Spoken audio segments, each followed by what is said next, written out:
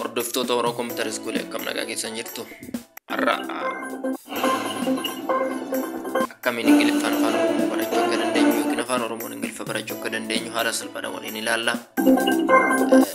Tutoriiwwan garaagaraa irratti yeroo garaagaraatti waan hojjedheef YouTube koo jala seentanii bal'inaan ilaaluu ni dandeessu. English for Ethiopia. Subscribe, like, share gochuu hin irraanfatinaa. English for Ethiopia. Invite the guests. Keessummaa affeeruu. Please come to the party.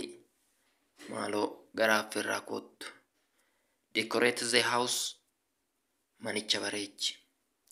Decorate the house. Manicha bareechi. Invite the guests. Keessummaa affeeruu. This is a little gift for you. Kennaa xinnoon kun si'iif. Happy birthday to you. Yaadannoo guyyaa dhaloota gaarii siif haa ta'u. Please come to the party.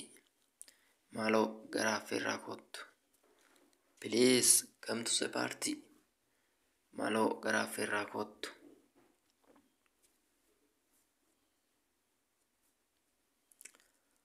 Can come to my party. Gara affeerraa dhufuu dandeessaa? Would you like to come to my party? Affeerraa korratti argamuu dandeessaa?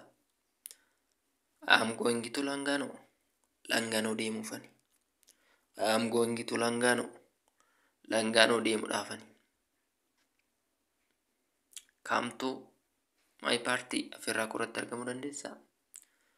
Would you like to go with me? Na waliin deemuu dandeessaa? Yookiin na waliin deemuu feetaa? We have a picnic next Sunday. Dilbata dhufu deemsa bohaartii qabna. I am going to cinema. Gara mana fiilmii deemuufani. I am going to cinema. Gara mana fiilmii deemuufani.